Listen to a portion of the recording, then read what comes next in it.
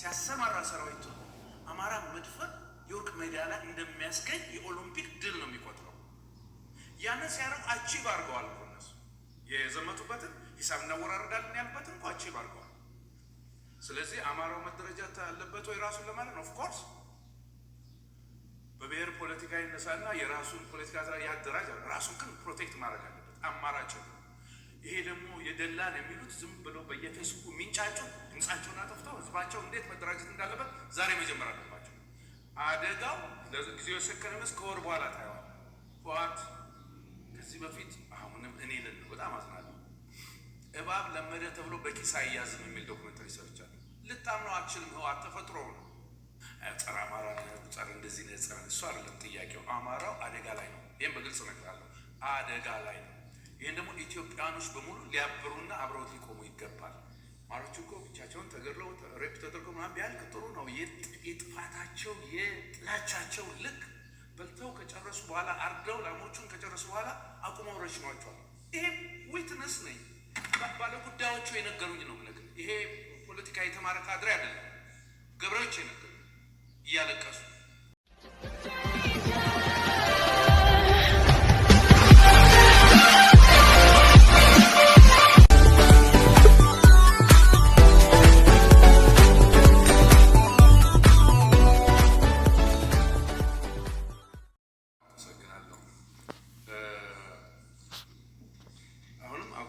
ለማድረግ በብሔር ተደራጅቶ ሰላማዊ ሀገር ማግኘት አይቻልም። ይሄ አቋሜ ነው። ይህን ስል አማራው እንዳይደራጅ ሆን ብለህ ነው የሚል ከአማራ አክቲቪስቶች የምሰማቸው ነገሮች አሉ።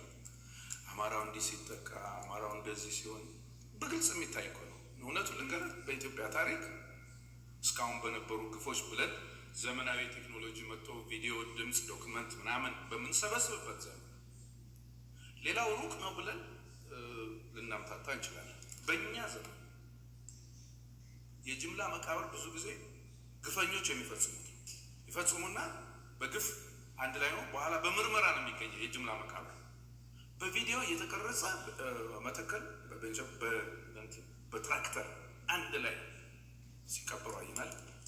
ይሄ በኢትዮጵያ ታሪክ ውስጥ የተመዘገበ በአይን የሚታይ በቪዲዮ የተቀረጸ ድምፅ ያለው ይሄ ማመኝ ዛሬ እኮ የሁሉ አክቲቪስት ነው አሁንም ስለ ራሴ ስናገር በጣም ይቅርታ ጠይቃለሁ። መከራከሪያ ፖይንቶችና ቪዲዮዎችን ያወጣኋቸው ላይ የአማራ ነልቂት ወደኋላ ነው የዛሬ 30 ዓመት ወደኋላ ዛሬ የጀመረው ግን ዛሬ መጥቶ አንተ አናት ላይ ይፈናጠጣል። ጸረ አማራ ጸረ እንደዚህ ነው ጸረ እሱ አይደለም ጥያቄው። አማራው አደጋ ላይ ነው። ይሄን በግልጽ እነግራለሁ። አደጋ ላይ ነው። ይሄን ደግሞ ኢትዮጵያኖች በሙሉ ሊያብሩና አብረውት ሊቆሙ ይገባል። ሂሳብ እናወራርዳለን። ሂሳብ እናወራርዳለን። የጻድቃንም የጌታቸው ረዳም የተራ ተዋጊውም አቋም እንጂ ጭና ላይ ያሉ እናቶች በኢትዮጵያ ፖለቲካ ውስጥ ተሳትፎ የላቸውም። ወፍጮ ቤት አያውቁም፣ መብራት አያውቁም። አማራ በመሆናቸው ብቻ ነው የደፈሯቸው።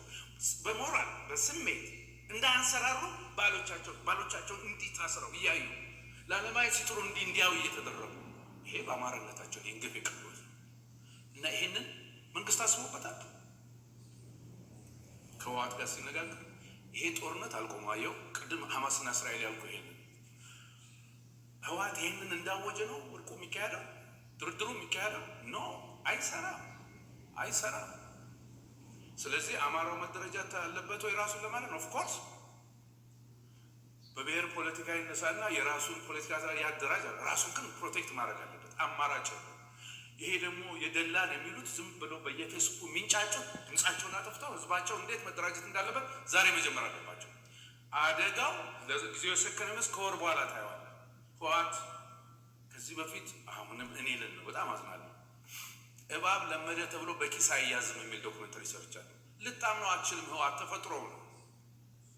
ሌላው ነገር ለምሳሌ ለአፍሪካ ዋንጫ ላክናቸው ልጆቻችን እኩል ለእኩል ሲወጡ ደስ አለን አይደል? በልቦናችን ግን አሸናፊነትን እያሰብን ነበር ነው ከቡናችን አቅም አንጻር ምናምን አይደለም። ልክ አንድ ለአንድ ስናገኝ ደስ ያለን ነገር ህወሓት ሲያሰማራ ሰራዊቱ አማራ መድፈር የወርቅ ሜዳሊያ እንደሚያስገኝ የኦሎምፒክ ድል ነው የሚቆጥረው። ያንን ሲያደርግ አቺቭ አድርገዋል እኮ እነሱ። የዘመቱበትን ሂሳብ እናወራርዳለን ያልበትን እንኳ አቺቭ አድርገዋል። ያንን ተቀብለ ግን አደባባይ ላይ አቺቭ አድርጋቸዋል አትላቸው። እያለቀስ ዋጥ ጥንቅር ነው ማለት ያለብህ። እነሱ ለግባቸው እንደ ሜዳ ላይ የሚቆጥሩትን ዘረፋ፣ እንደ ሜዳ ላይ የሚቆጥሩትን ሬፕ ተቀብለን ማጫጫዋ የለብን። በዛ ልክ ሁለተኛ ላለመደፈር መጣር ያስፈልጋል። ወሳኝ ጊዜ ግን ብልህ በኢትዮጵያ ጥናት መሰረት ስንት ሚሊዮን የአማራ ህዝብ? ይሄን የአማራ ህዝብ ያልያዘች ኢትዮጵያ ደግሞ እኮ እንዴት ነው ኢትዮጵያ የምትሆነው? ስለዚህ ይሄንን ይፋዊ አዋጅ የታወጀበትን ህዝብ ማዳን ያስፈልጋል። መሪዎቹ ኢቭን በአማራ መንግስትነት የተቀመጡት ቁጭ ብሎ ማሰብ አለባቸው። የዚህ ዕዳ ላያቸው ላይ ተጭኗል። ይሄ ህዝብ ከዚህ በኋላ ለሚሞተው ሞት እነሱ ላይ ነው ካውንት የሚያደርገው። ሌሎቹ ደግሞ ተቃዋሚ ነን፣ የአማራው መብት ያሳስበናል ምናምን የሚሉት አሁን ነው መደማመጫ ጊዜ። ምክንያቱም ግልጽ ጦርነት ታውጆበታል። ይሄ ደግሞ ይሄን አዋጅ ደግሞ ማፍረስ መቀልበስ ያለበት ሁሉም ኢትዮጵያዊ ነው፣ አማራው ብቻ አይደለም። የራሱን ወንድም አዋጅ አውጥቶ ልግደል እያለ ያለ አማሮቹ እኮ ብቻቸውን ተገድለው ሬፕ ተደርገው ምናምን ቢያልቅ ጥሩ ነው። የጥፋታቸው የጥላቻቸው ልክ በልተው ከጨረሱ በኋላ አርደው ላሞቹን ከጨረሱ በኋላ አቁመው ረሽኗቸዋል። ይሄ ዊትነስ ነኝ ባለ ጉዳዮቹ የነገሩኝ ነው ነገር። ይሄ ፖለቲካ የተማረ ካድሬ አይደለም፣ ገበሬዎች የነገሩኝ እያለቀሱ አጥንቱን አንስቼ የምንድን ነው ስላቸው ይህንማ ይኸውልህ በሉ መጀመሪያ፣ ከዛ በኋላ እንስሳ እንዳይቀር አድርገው ፊታችን ላይ ረሸኗቸው። እንደ ሰው ይሄ የሚደረግበት ህዝብ መንቃትም አለበት፣ መደራጀትም አለበት፣ በአንድ ላይ መቆም አለበት። አማራጭ የለውም። መልሼዋለሁ፣ ጨርሻለሁ። ሌላ ከሌለ የኪነጥበብ ባለሙያዎች የተሰበሰብንበት ዓላማ ጋር ሚክስ እንዳታረጉብን። ይሄ የኔ ድንፋታ እንጂ እነሱን አይመለከትም። እነሱ ለህዝባቸው ለመዘመር ዳቦም ይሁን ውሃ ለማቅረብ በቅን መንፈስ ተነስተው ይህን ዝግጅት ሲያዘጋጁ፣ እናንተም ልክ እንደነሱ በቅን መንፈስ የተጎዳውን ህዝብ አስባችሁ ፕሮሞት በማድረግ እውነተኛውን በማሳየት ጠማማ ሀሳብ ሲመጣ እዚሁ ቦታ ስንናገር ስላያችሁ እናንተም እንደኛ ምላሽ እየሰጣችሁ የፕሮግራም እንዲሳካ ጥረት እንድታደርጉ ከልብ ጠይቃለሁ። ለሰጣችሁን ጊዜ፣ ላጠፋችሁት፣ ስለ ኢትዮጵያም መልካም ነገር ለምታደርጉት ሁሉ ከልብ አመሰግናለሁ። በጣም እግዚአብሔር ይስጥልን።